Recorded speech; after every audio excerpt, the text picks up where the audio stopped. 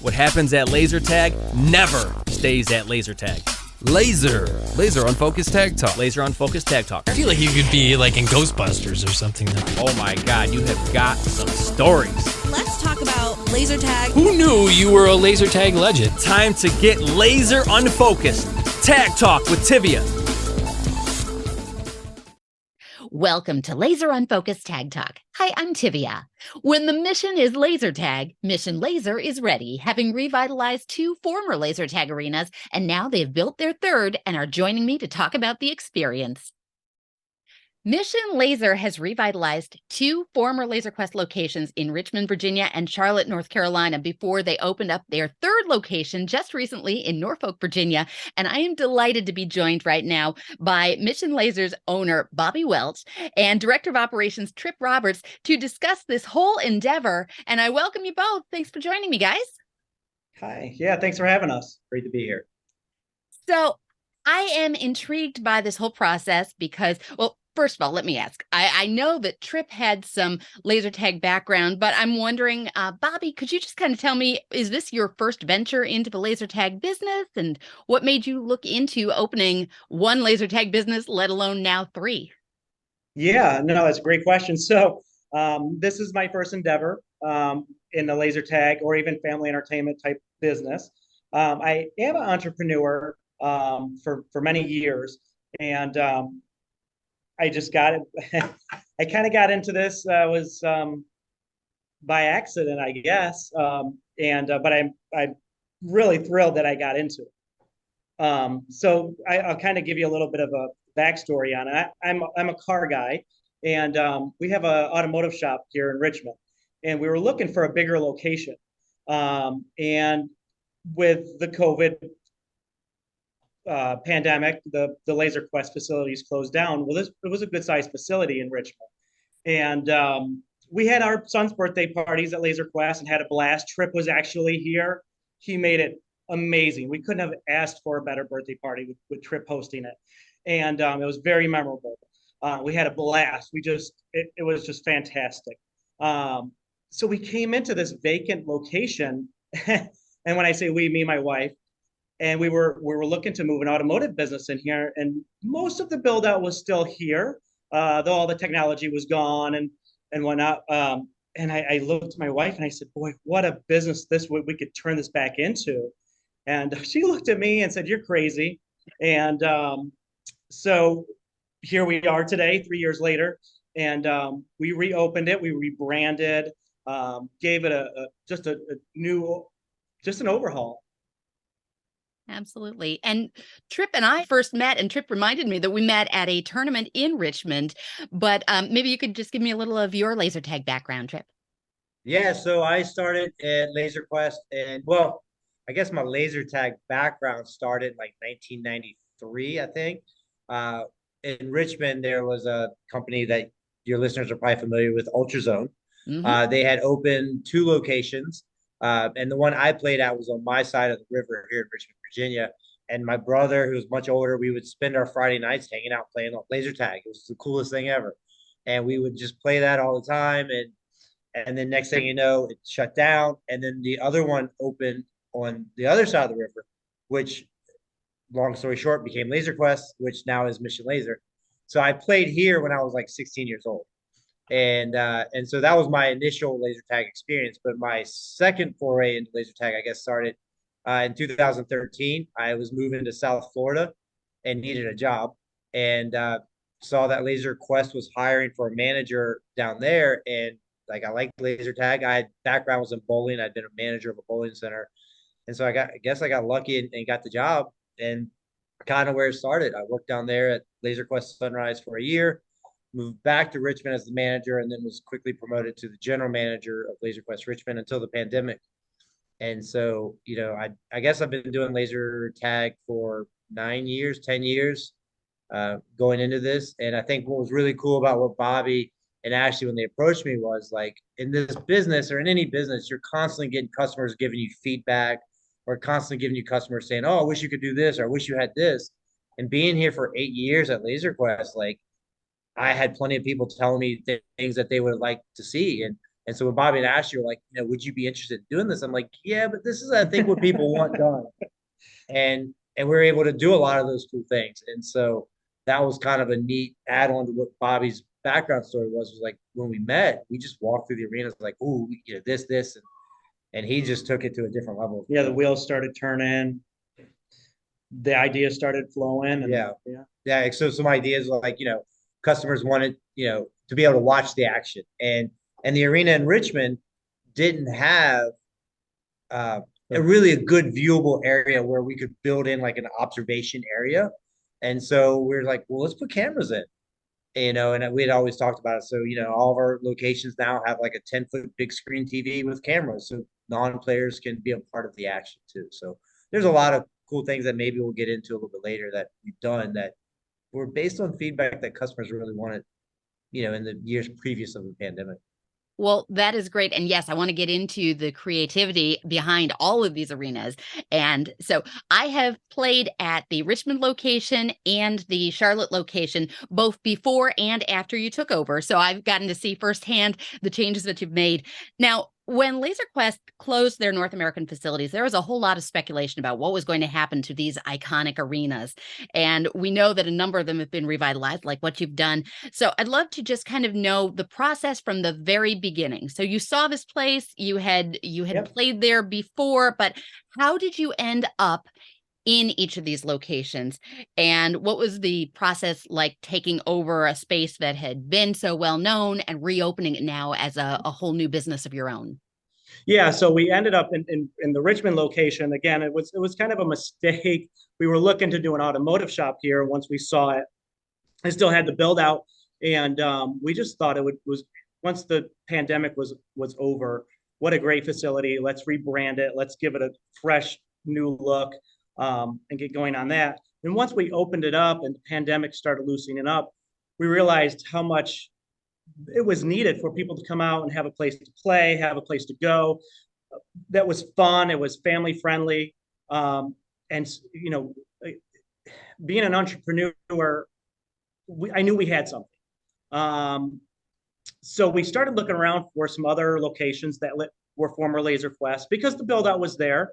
And we were able to go in and rebrand. We found the Charlotte location, which it was a little bit newer of a build out. So it was a little bit different than the older Richmond location. But we were super excited to get our hands on that. Again, we went in, we rebranded. We've rebranded with like a military, kid-friendly military theme. And then that one's gone pretty well. And it just kind of has grown from there. We looked for other Laser Quest facilities. Either they've been, like you said, have been taken out, or they've been turned back into laser tag arenas. And we weren't, I guess we were late on getting more of them that already had the build out. So we were really interested in the Virginia Beach location, and we actually found a building in Norfolk. So we ended up doing a build out from scratch in Norfolk. Well, very good. So let's get into a little bit of the design concept. And I'm sure that it's a little bit of a different animal building an arena from scratch as you're doing now or have done for Norfolk compared to walking into an arena that has sort of a starting base of bones to begin with. So talk to me a little about the design concepts and where they came from and what you did to revamp these spaces.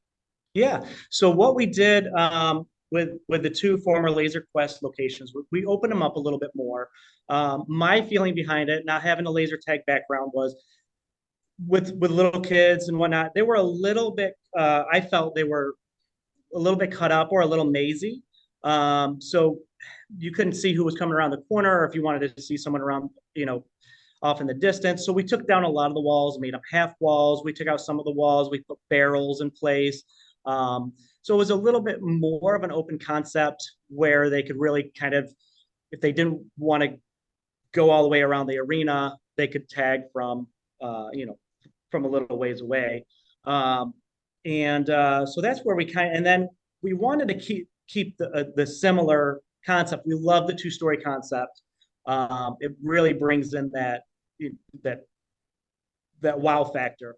And so with the Norfolk store, it was necessary. We needed to do the 2-story, the 2 floors, and again has that kind of a little bit more open, half walls, so you can hide but pop up and tag. So it was a lot of fun designing them. We put a lot of work in trying to redesign some of it without removing too much or adding too much. But the design was a lot of fun. And I think one of the cool things that we were able to do was, as I mentioned earlier, all of the parents wanted to be able to watch the kids play. I think when laser tag, especially with the Richmond location, when it was built in the early 90s or mid 90s, it really wasn't designed for birthday parties. It was more of like a come play laser tag. Adults, teenagers, young adults did it. And it slowly, as times moved on, to become a kid-friendly adventure in a lot of areas. And so when we redid the Charlotte location, we really had an opportunity to put an in-game, in-arena observation area. And so that way, parents who don't want to play could still go in there and be a part of the action. And that's really been a lot of the redesign for us, is all the different small components, is how can we bring the laser tag to everyone, even if you're not playing. And so in the Charlotte remake, we put a second floor observation area so parents can go parents, kids, if they were uncertain, if they wanted to go back and play. Sometimes the arenas can be a little scary. It's black lights. It's a lot of flashing lights. So there may be a young one that just kind of wants to observe, hesitant on going back. And then once they get back there, they see the fun, they hear the music, they see the kids playing. They usually, the next game, they're all in. So, and then when we did the Norfolk, he definitely built into the plan like an observation area. So again, and this one is even so nice that you don't have to go into the arena. You can actually access it from outside the arena, and it's not a part of it. So it's just trying to make the experience all around, not just for the players, but for the non-players to get a sense of it too. So it's a true experience, not just my kids had a laser tag party. Right. Your theming has really kind of made the impression, I think, in both of the locations that I've been to. I know that there's sort of a similar thread going through, and I want to talk about Norfolk a little bit separately. But did you keep did you keep that same thread going through Norfolk as well, or did you change that up a little? No, it's very, very similar. Okay.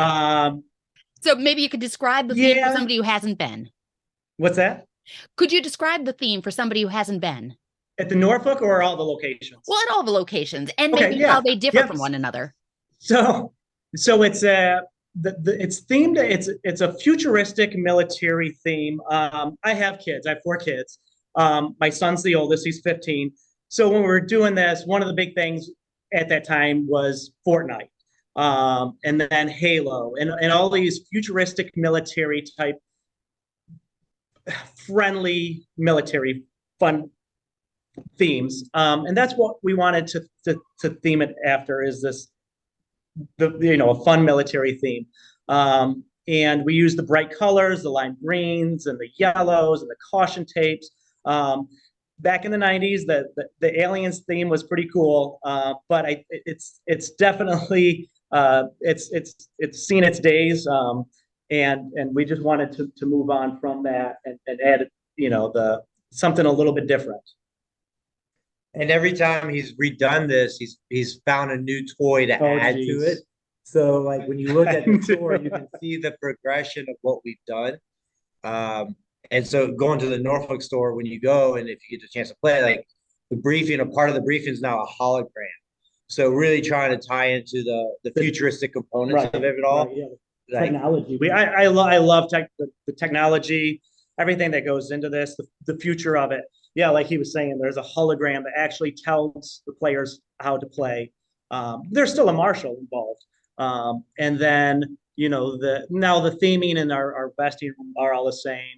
Where it's the military, like maybe a helicopter type theme, and then when they drop into the arena, the theme when you drop in is a kind of a post-apocalypse city, with the brick wall and their graffiti. We actually have a graffiti artist come in from Washington, D.C. He does all of that graffiti work with a spray can, and he's really good. And he asked us what kind of what we're looking for. So we try to theme like in Charlotte, we have some of the theming where the city, like the Queen City, CLT, and then in Norfolk we have like the Virginia Beach stuff, like Neptune, stuff like that. So each arena does have its different artwork, and then but they're very similar. They're themed all the same. And then one of the cool things that we've brought into going back to bringing the experience out front is, a part of laser tag in a lot of spaces is the fog or the haze. Like without that, it's just dot tag, and that's nowhere near as fun except for cats, right? So with the laser tag component, we brought it where, and right outside of our briefing room doors before they go in, we brought the fog there. So shout outs, recognition. Yeah, we wanted to bring that experience of the laser tag experience into the front of the house, so that when they were here, they felt that experience as well, that excitement, what was going on in the back. That way, we have, like you said, the 10-foot screens in the lot in the front of the house, and then the fog goes off every so often, and the lights. We had them do some of the par lights above the entrance, so it kind of gives them a feel of what's going on in the back. Yeah, I think one of the cool things about the Norfolk store that I really like is he was able to design like a piping. So if you've seen Star Wars, whenever Darth Vader or anybody comes out of the ship, as he's walking out, fog's coming from all angles. And when you go to Norfolk, you'll get that. Like as you're walking in, the fog will blast you as the doors open. So there's a lot of cool little art where we're trying to draw in from all the different, experiences, and really trying to show a lot of different connection points from the past of what laser tag, started with, was all based on Star Wars, to what we're doing today with the Halos and and the Fortnites. Well, I think you're spot on with that because, hearkening back to the beginning of laser tag, the fog was a big thing, the atmosphere, and the main word that I think encompasses it all is immersive, and creating an immersive experience. And it sounds like that's what you've been doing all the way along here. And I'm intrigued by some of these changes as you progress in building new arenas. I cannot wait to go down and see what you've done in Norfolk because, one, it'll give me an excuse to use my friend TJ's favorite line, holla back, holograms. Yeah. And then I'm also intrigued. Now, the Norfolk location came on my radar from a couple of different sources. I had heard from multiple people that I should check this one out, including the manufacturer of your equipment, who pointed out that there was something kind of cool going on in the way of a giant mask that shoots laser beams. Yeah. So I wonder if you could talk a little bit about that and what went into that project. Yeah, all right. That was a really fun project because it was from scratch. It wasn't something that had already been designed. So we got to actually sit down, draw out the arena, draw out the front of the house, draw out the party rooms. We were able to really put in what we wanted, what we thought everybody would want. Like you said, the viewing area. So it was just a lot of fun. It still has the same theming, the military kid-friendly theming. As you go in the back, I really got into doing a lot of technology stuff with the hologram screens, and then going back, it is set up when they go in. We still kept with the doors that go up, like the Laser Quest had. They had a lot of great things going. So we kept those components, and so when you go in, you've got that post-apocalypse city when you go in, but when you go into the back of the Norfolk Arena, it turns into a jungle. So as you're going underneath the upstairs, it kind of turns into alleyways, and then the jungle is overtaking the city, as it's been back there a while. So there is a great big mask or a head on the wall that does, if you tag the target, his eyes, and it starts, I think, ooga booga booga, and the eyes start going crazy, shooting laser beams out of it. And in every one of our arenas, we have an AI opponent that fires back. In our Richmond location, there's the screen that could be a fighter jet or a laser ship or something. In Charlotte, there's a mannequin that's dressed in fatigues. that he actually fires. You'll hear the helicopter come in, the lights start flashing on him, and he comes in and he'll tag everybody in the arena if they don't tag him first. And then same thing in the Norfolk location. There's he's more of in a Halo suit that we modified. And he drops in, the lights flash on him, and they need to tag him. So we wanted that extra, that player in there, because there's a few times when we have had girls come out for date night. It's just one or two people in the arena, and so we wanted to add that extra person back there to just make it more exciting. Like, who was that tagged us? I guess it was the guy up there hanging from the ceiling. So, but yeah, that was a really, really fun build. We had a lot of fun with that one. Yeah, I think, and you're referring to Laser Blast, right? Yes, indeed. Yes. Yeah, absolutely. And they can do some really great stuff with their DMX connections. Yes. And I think he had as much fun hooking up the laser lights to respond to the targets, because that was definitely something Bobby just touched on. Is like, a lot of times on a Monday through Thursday night, we're laser tag only. So that you're coming to us, we better be really good at laser tag. So it may only be 2 people in your game.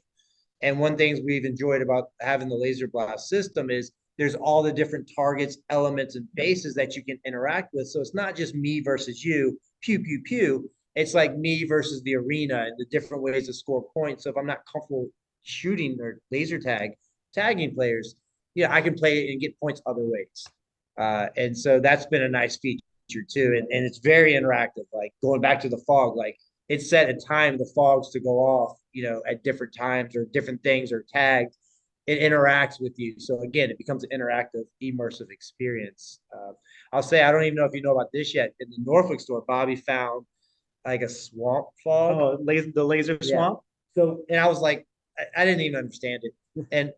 But when you see it, it is so cool. Like, it literally looks like you're walking through like the Dagobah system, and you're waiting for like Yoda or something to come up and be like, the force is strong with you, yes. And then like you're enjoying it in the fog. It's just a cool like feature of the game where you're like, wow, this is really awesome. Right. And that's something I wanted to do. I know when I go back and play, I will admit I am probably the worst player.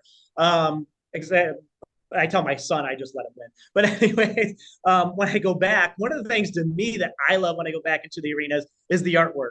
I love to see the artwork back there. So it's the companies that I've hired to do our artwork. I get actually a lot of the painting in the Norfolk arena. I actually did quite a bit of it. I've learned how to do a lot of the glow painting. But I go back and I'm just looking around and getting tagged, because I love looking at all the different things and so that's what's really cool to me, is just the feel of the arena, to feel like you're somewhere else. You're not in just an arena. Like, you've really been transported into the future, and you're really on this either other planet or planet Earth in a post-apocalypse city or whatever it might be. Like, that feeling is just really cool to me. I wholeheartedly agree. And to me, the arenas that make the biggest impression on me are the ones that really do take you out of reality. It's not the cookie cutter. It's something that is original. And it sounds like you really spent a lot of time putting your own personal touch to it. And that's very cool. Yes.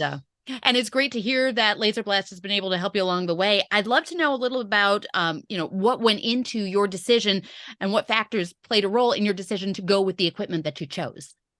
Mm-hmm. Yeah, absolutely. So, well, we started looking at all the different systems. Mike, who wasn't our first guy we called, or Laser Blast, he wasn't our first guy we called, but he called us back. He was prompt. We looked at his equipment. I can't remember. It's been 3 years now if we actually tested the product or what. Maybe he came down. But I will tell you, I'm a big fan of family owned businesses, and I know that his dad originally started the business.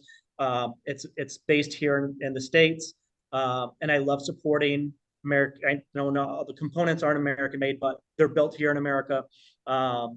And I just love supporting family businesses. I love supporting that type of stuff.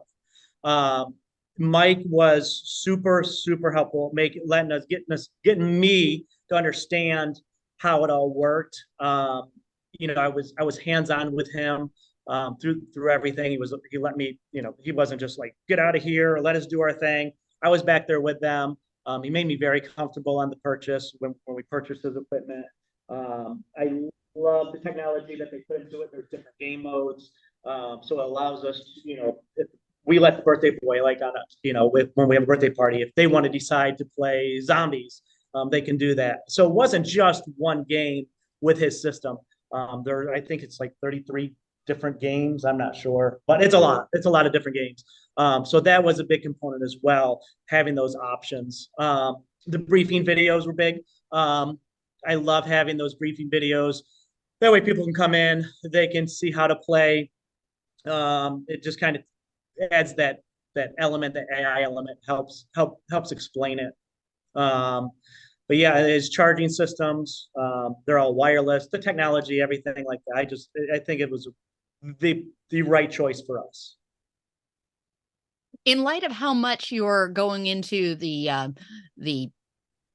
holographic end on your briefing and all of these extra things in the arenas, are you utilizing any projection targets? Yes, so we do have the projection target in Richmond.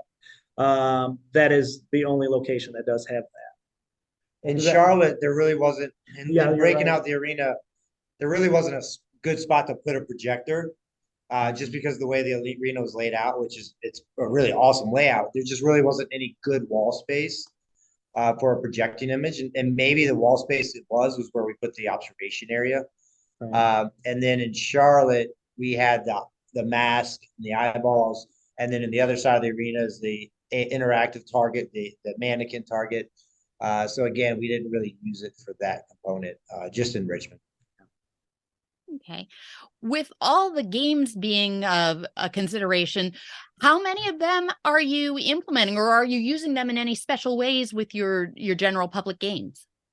Yeah, I mean, it's from my experience working with Laser Quest, which I love Laser Quest. They gave me everything, and I miss doing it. With Laser Quest it was a one-on-one game. You could do solo or you could do teams.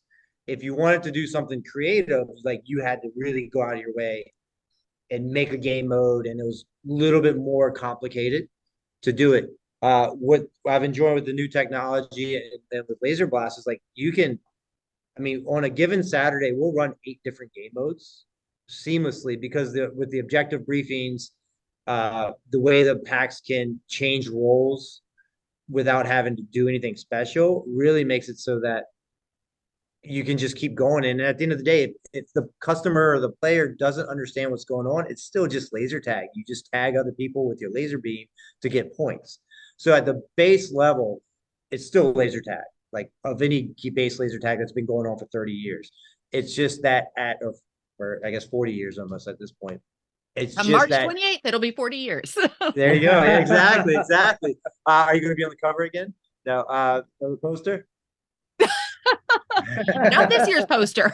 Okay, all right. Maybe another. So yeah, so at any point, so we'll play 8 or 9 games on a Saturday just because just going with what's going on. We have, of course, our popular ones, like our Infection or Zombies is probably one of the more popular games.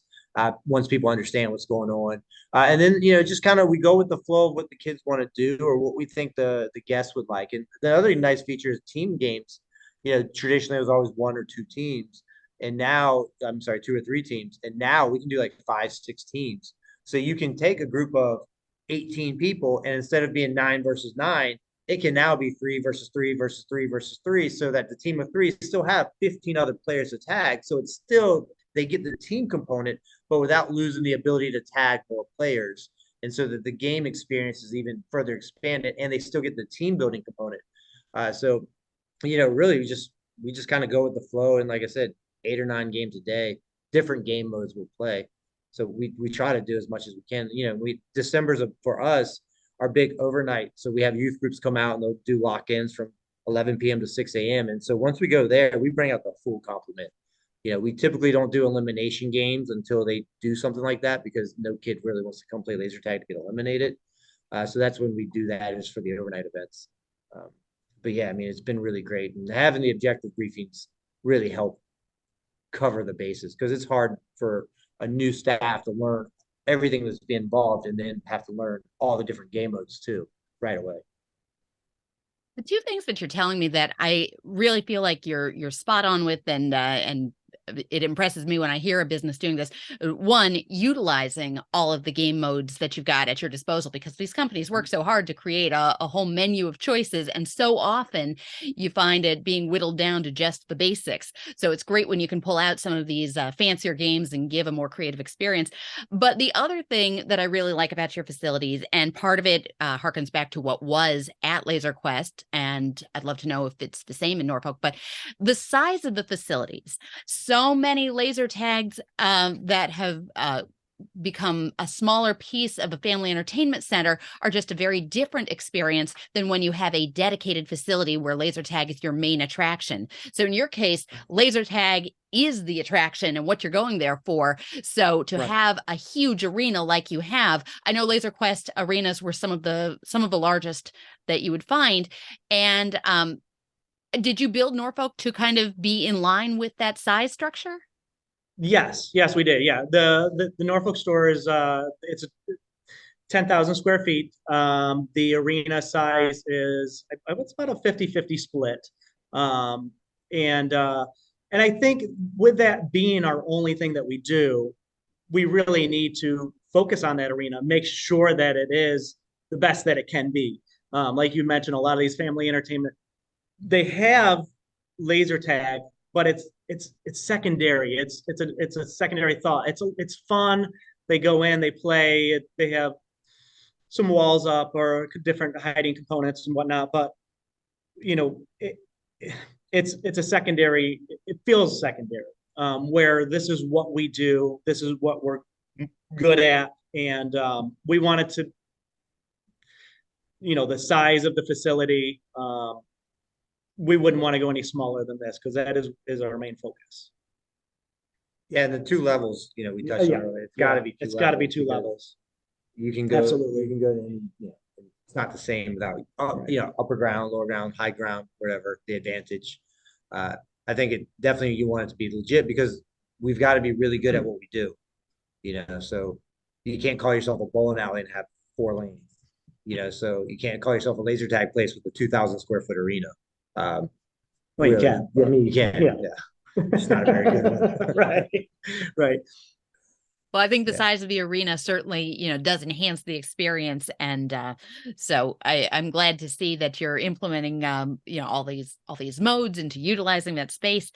Now, I imagine you've learned a lot along the way, especially Bobby, this being your first venture into it, and now you're on to your third facility. So with the benefit of hindsight, is there anything that you would have approached about these projects differently? No, I don't think so. I think everything was, being in business, we approach everything pretty cautiously, look at, everything and how it's going to be done, all the marketing. And I will tell you with this, I wouldn't have done this venture without Trip. Trip is the main component that went into this.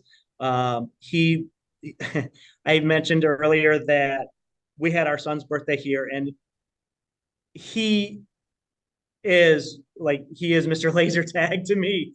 Like, he knows how it's ran. He knows what to do. He knows what they want to see, what they wanted, how it should feel. And then with combining the two of us, it really turned out phenomenal. Yeah, I mean, thank you, Bob. That's very kind of you. I think the only thing maybe we could have done is learn like the P2 foggers, how they have the drain. So the fog, they're just small technical things. I mean, sure, you can hindsight 2020 to death, but I think at the end of the day, to deactivation, sorry. I think at the end of the day, I mean, it's been pretty good. It's really my background, having the experience of working for such a company like LQ for so long, it gave me just a good, strong foundation to build this on. And just all we try to do, and I think the secret for anything is just try to make things better. And that's kind of what we've done every time. We just take what's working good and just try to make it a little bit better. Yeah, I think we took the Laser Quest, the good components that worked, We implemented some new ideas, and it's been working really well for us. Yeah. The only thing I miss that we don't do anymore is Laser Quest used to pick your own code name. Oh yeah, we do Yeah. get that a lot. Yeah, like that was a cool feature of Laser Quest. It operationally, like running the store, it was a log jam per se. Sometimes having to like take 30 code names in 3 minutes was really hard. So what we were able to do though is in terms of do that is with Laser Blast, you can create code name lists. And I remember working at Laser Quest, customers would come in and be like, "Oh, we're all going to be types of bread today, or we're going to be different actors, or we're going to." And so that's what we did was we created like different code name categories. And so when you come in and play, we'll do a game, and if you win the game, you get to pick the category. So if you pick SpongeBob, all your lasers are going to be SpongeBob characters. That way we weren't able to do that, but we're able to make a version of it. Well, and they do have the option of becoming a member. They have the laser, the cyber web. So they do have that option of becoming a member, and then they get the ID card. They can put all their stuff on that.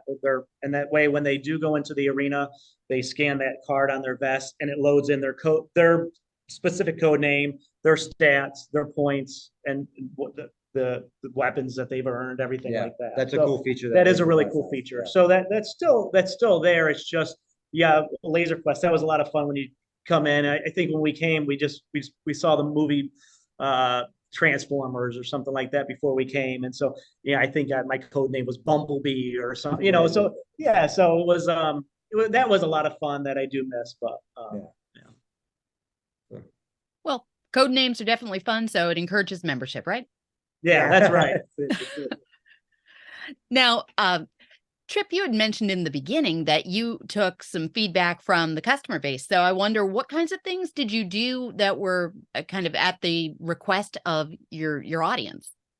Yeah, so the camera, so every Mission Laser Arena has cameras so that your non-players, if they don't go back there, they have an opportunity to view the game. And what we've done is we've installed TVs in every party room. So the birthday party parents, if they're hanging out in the party room during the party, they'll be able to actually watch the kids play as well. And so that was probably the biggest implementation, is making sure that every arena had the cameras. And it's actually turned out really kind of cool, because you'll see kids during their birthday parties in the party room eating pizza. They'll commentate the other kids playing games. Like they'll be talking and they'll be strategizing and formulating that. So that was kind of a cool feature. One of the other things that we did was we created maps of the arena, so that when you come in, there's a map, so players can, especially with all the video games out there, everyone likes to learn the map. And so now we have maps of the arena, so players can learn the map before, and in between they can talk about the different components of the arena and the laser tag strategies, and you go here, I'll go there, kind of thing. Yeah. They have a lot of fun with it. Yeah, and then having the arena observation areas, while it wasn't really feasible in our Richmond location, like that was another big area that we really do. Just again, mainly it was just about finding the ways to bring the parents into the game that didn't want to play. Right. The sales topic is always, well, the best way to see it is to play. Well, not everyone really wants to play. They don't really want to, as sad as that is. So but they want that excitement. But they want to be a part of it. Right. So those are the big areas. And we do a lot of birthday parties. We focus a lot on younger kids. And with the viewing areas, one of the things was that can happen in the arenas is bullying. And we just thought, or a big kid, maybe some big kids tagging up on or teaming up on a little kid and tagging them and making an unfair advantage. So with the kids knowing there's TVs in every party room, there's a viewing area, there's the parents might be back there watching it. It kind of takes out that my mom may be watching, I better be on mind my P's and Q's and have fun and not be a bully. That is a really interesting take on that. Right. Yeah. It was something, it's a dark arena. Not that it's ever happened to me, but I'm sure it's happened to other people. And so yeah. Well, I always think that wherever there's an observation deck, that's a great feature to have because it does add that level of engagement. And the fact that mom might be watching, that's just Right. another little thing to have in Yeah. the back of your head. And the other thing that we really enjoy having with the laser blast system as well, and I forgot to add this in, is we have the vestless. Yeah. The vestless. So we in all of our arenas we have the vestless laser phasers. So if a kid's too small to wear the big, heavy, bulky vest, they can actually, or have mom or dad run around, have the vest on, and they're shooting with the phaser. That vest, and we put a bright yellow youth vest on them so they can be seen in the black lights, and then they can run because they're hesitant going back there. And believing me, after about 2 minutes, usually they take off. They're gone. They're running through the arena. They're having a blast. Walking fast. Through the arena. And so it allows them to be able to play with those vestless. And it's cool too because since they're so small, they don't really have the reaction time or the coordination. Right. And so only having the laser, they have less sensors.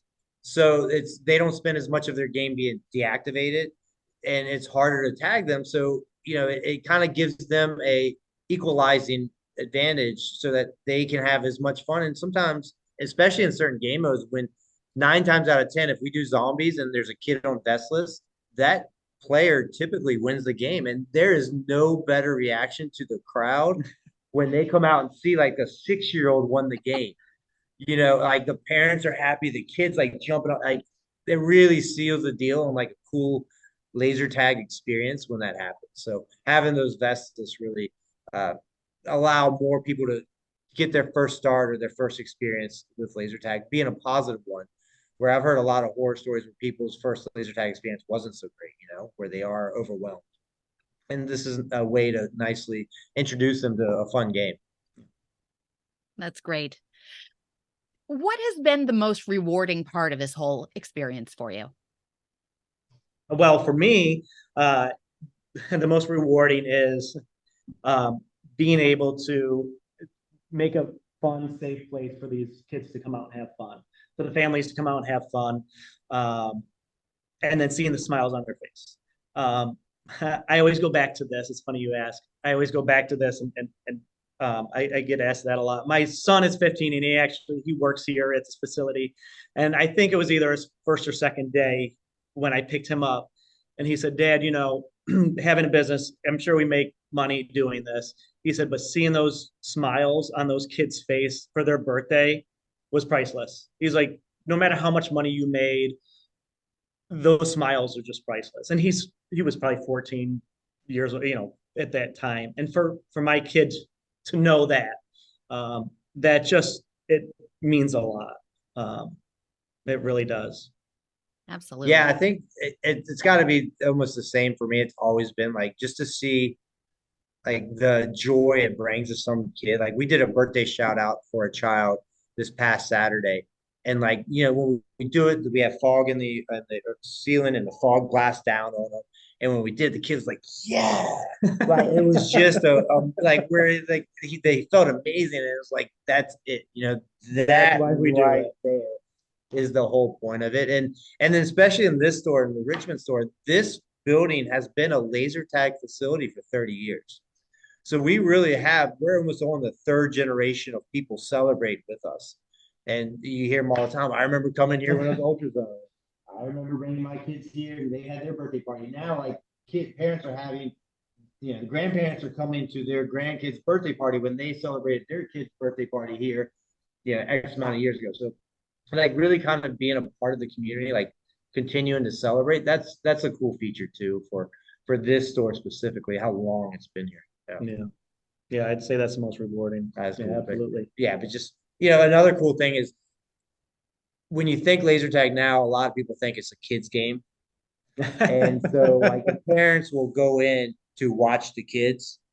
And then when they come out, they're sweating, they're talking trash, they're over like point fingers at their 10-year-old, like, ha, and they come out and you get that all the time. Like parents, they'll book another party because of how much fun the parents had. not because of how much fun the kids had. And that's always kind of cool too, to watch the dad and mom go back there and be like, yeah, I'll go back. And then watch him come out like smiling and sweating and having fun. What words of wisdom would you offer to somebody who's starting a business or any other laser tag operator? No. Good luck. It's a tough one. Hire the right energy. Yeah, go ahead. You're hiring as much as skills and talents play a part, the energy of the person plays a part because we're selling fun, right? We're selling experience and excitement, and that comes from the person that's in charge. If it's hard to really have the team follow along if the person in the front doesn't bring the energy and the excitement and the enthusiasm. So, staffing is always the most important. So having the right person that has the right energy and enthusiasm. I know I've learned from experience, like that's a big part. Like they may not have this skill set or this experience, but if they have the right attitude and the right energy, that other stuff they can get with experience, I think. Yeah. Having the right team definitely goes really far. And Tripp has done a phenomenal job here in Richmond. Our managers, all of our managers, Jacobs in Norfolk, he's building a great team down there. So that's really, really key with any business really today, is finding those right people, people with the right attitude, to help you grow, to help your customers have a great experience. It's really key. And Windsor, Charlotte location. I'm sorry. Yes, she's done amazing too. That she's like, again, it's the right. She has that. It's a wonderful attitude. Yeah, it's a people person business. Like really in today's world, where everything's going to automation and self checkouts and all that stuff, it's going to eventually. I guess it could. You could see how you could do this, and a lot of places do laser tag automated. They go in and they swipe the card and they go play. But that's not the same experience we're trying to bring. Right. We're trying to bring the interactive human experience of laser tag, and so it starts with the people for sure. And that's one of the things that we've thought of as well with our facilities. We hire a lot of younger people. It's high school students, young college students, and one of the things that they have. We're human. We all have bad days, and maybe that person just had a bad day, maybe was rear-ended on the way to work, or somebody they're just having a bad morning, bad day. So when they go in that briefing room, instead of just saying, here, we're going to go back and play laser tag, that's where the videos come into play.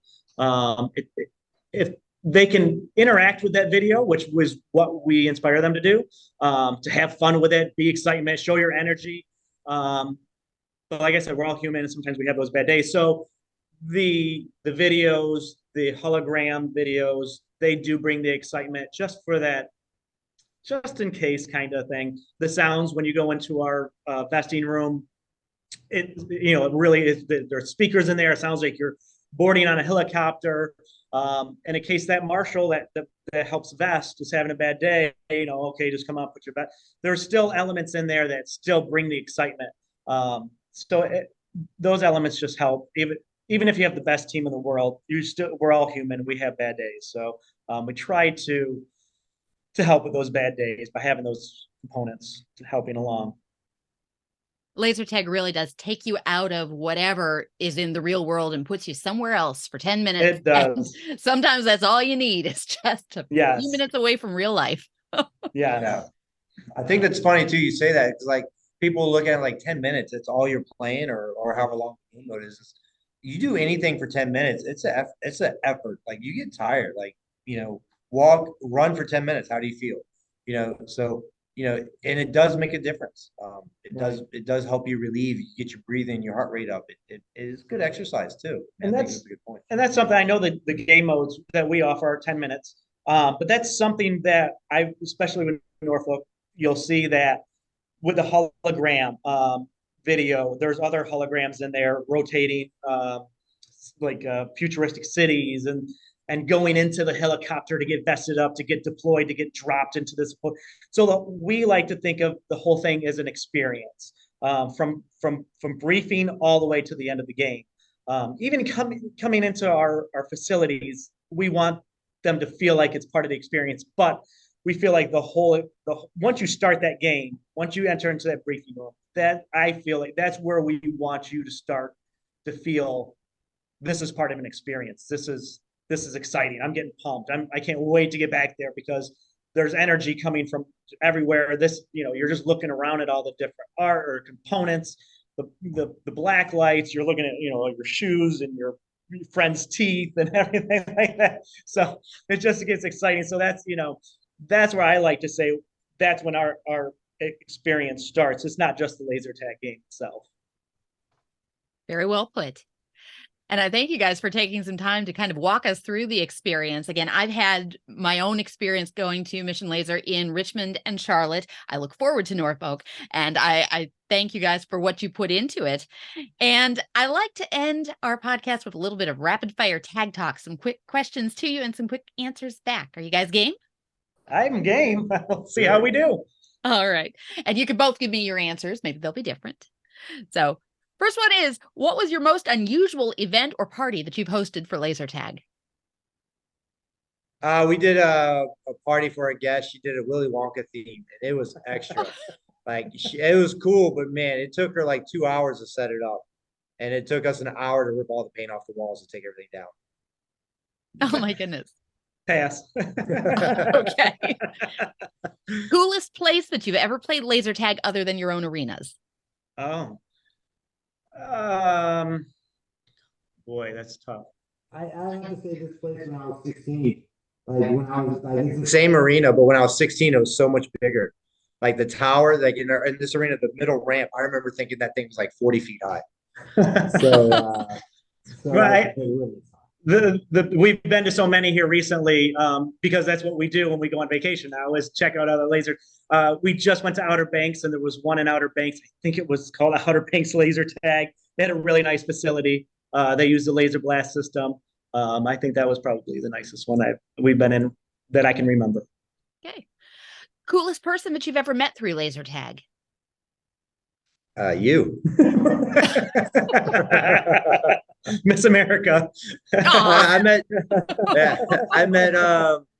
I can't remember his name. Man, he was when I was in Sunrise, Florida for Laser Quest. I met a bunch of Dolphins player. They did a fundraiser, and he's a Titans quarterback now. I can't remember his name, but I got to meet him, and we did this game of Princess Bear Hunter, and where you had to strike a pose like a princess, a bear, a hunter. It's like rock paper scissors. Oh, I love that. Him, yeah, and like he's like 6'6", grown dude.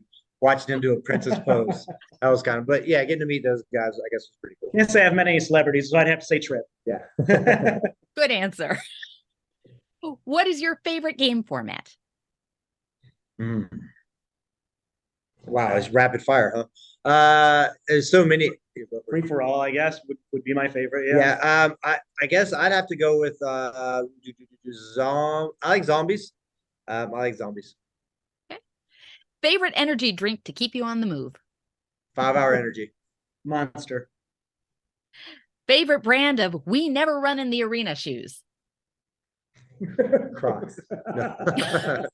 Crocs and SUV Hey, mode. dudes. Yeah, so Crocs and SUV mode. Okay. And best reason to play laser tag at Mission Laser? Why would you want to go anywhere else? Yeah, the best reason to play here is, I guess, all the excitement and the fun. Yeah. Excellent. Well, you made it through rapid fire. So any good, final man. thoughts That that you was guys want to share? Thank you No, for thank everything you so you've done. much. Yeah, Yeah. no, you've obviously been to a few places. And Thank you for coming and visiting ours and giving us this opportunity. Yeah, thanks for your tag for causes and yeah, I mean, And do thank a you for lot. hosting. We had our first virtual tag for a cause in Richmond while I was in person in Charlotte. And that was about a year or so ago. Right. Yeah. Appreciate that So support as well. maybe Norfolk will do it again. Yeah. That'd be We'd love awesome. to.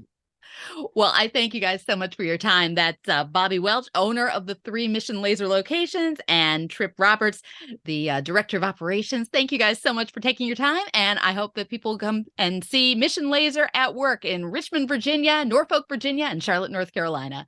Thank you so much for your time. And you guys have a wonderful day. Happy Thank zapping. you. Thanks for checking out this episode of Laser Unfocused Tag Talk. Listen for more episodes on the first and third Friday of each month. Want to be a guest on an upcoming episode? Find out more and follow my blog and website at TiviaChickLovesLaserTag.com.